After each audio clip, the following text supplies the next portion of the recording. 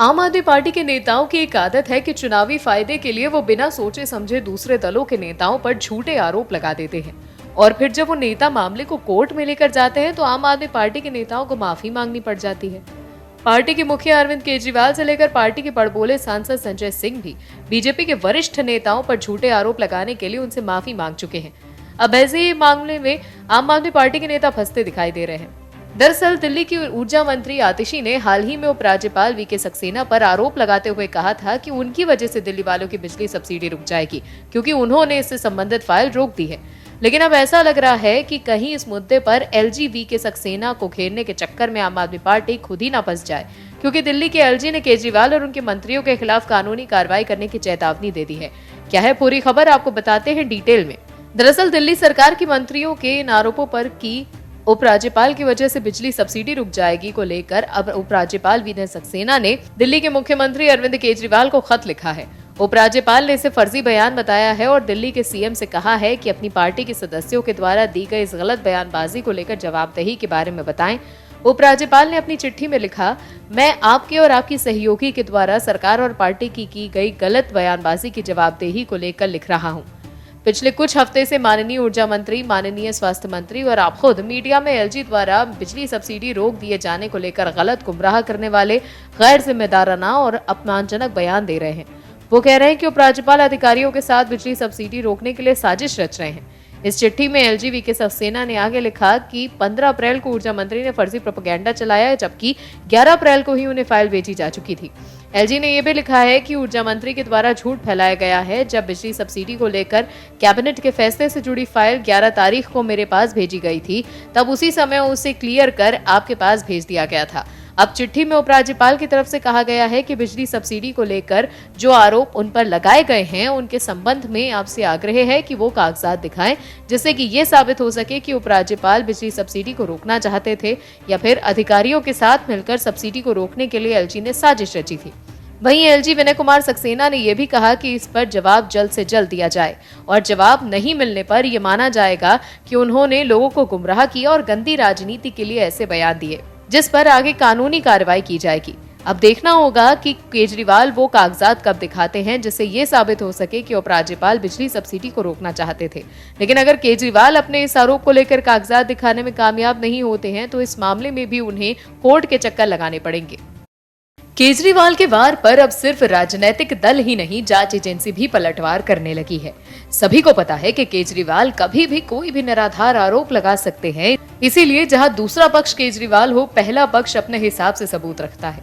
केजरीवाल और आम आदमी पार्टी सांसद संजय सिंह ने हाल ही में ईडी पर आरोप लगाते हुए कहा था कि ईडी जोर जबरदस्ती करके गवाही ले रही है, जिस पर अब ईडी ने पलटवार किया है।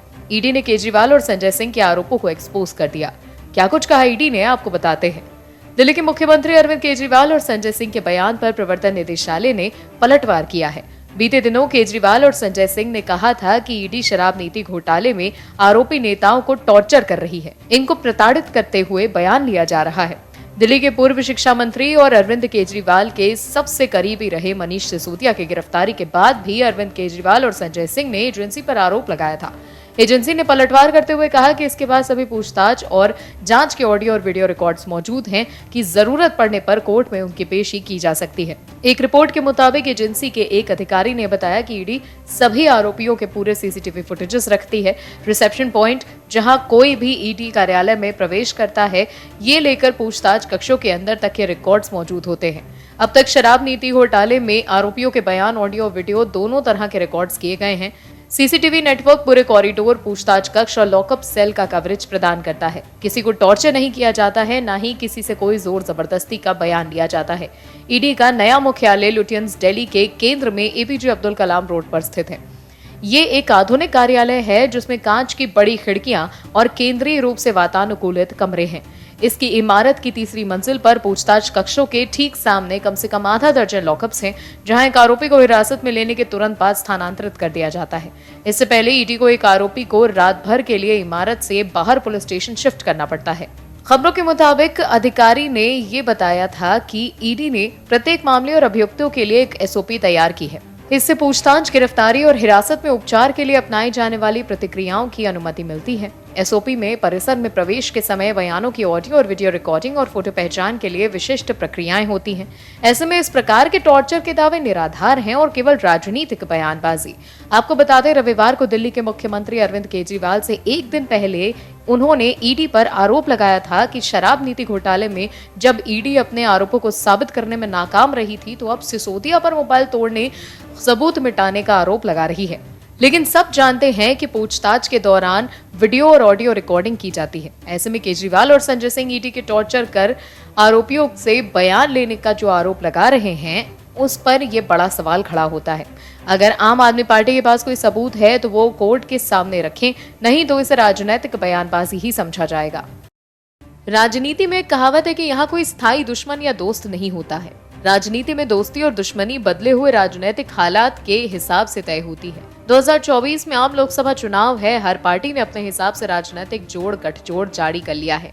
अभी के राजनीतिक हालात देखकर तो ऐसा लग रहा है कि 2024 का चुनाव विपक्ष बनाम भाजपा होने वाला है, या ये कह लीजिए कि एक तरह से विपक्ष बनाम मोदी होने वाला है, क्योंकि विपक्ष को अभी तक समझ में आ गया होगा कि अगर पीएम मोदी की मजबूत छवि को टक्कर देना है तो 2024 में व्यापक विपक्षी एकता की जरूरत है। लेकिन समस्या यह है कि तमाम राजनीतिक महत्वाकांक्षा को भुलाकर विपक्ष एकजुट कैसे हो। अभी जब राहुल गांधी को संसद से अयोग्य करार दे दिया गया था, तब केजरीवाल कांग्रेस के पक्ष में खड़े दिखे थे। वैसे ही जब केजरीवाल को सीबीआई ने समन भेजा, तब मल्लिकार्जुन खड़गे ने केजरीवाल को सबसे पहले फोन किया था।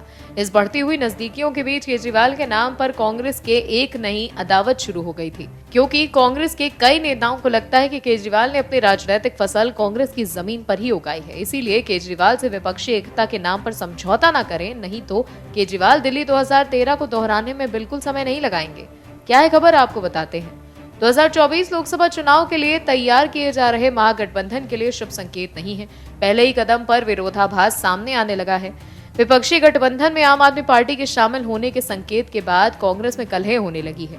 आम आदमी पार्टी संयोजक अरविंद केजरीवाल की सीबीआई पूछताछ से पहले कांग्रेस अध्यक्ष मल्लिकार्जुन खड़गे का उसको फोन करके एकजुटता जाहिर करना पार्टी के कई नेताओं को रास नहीं आया।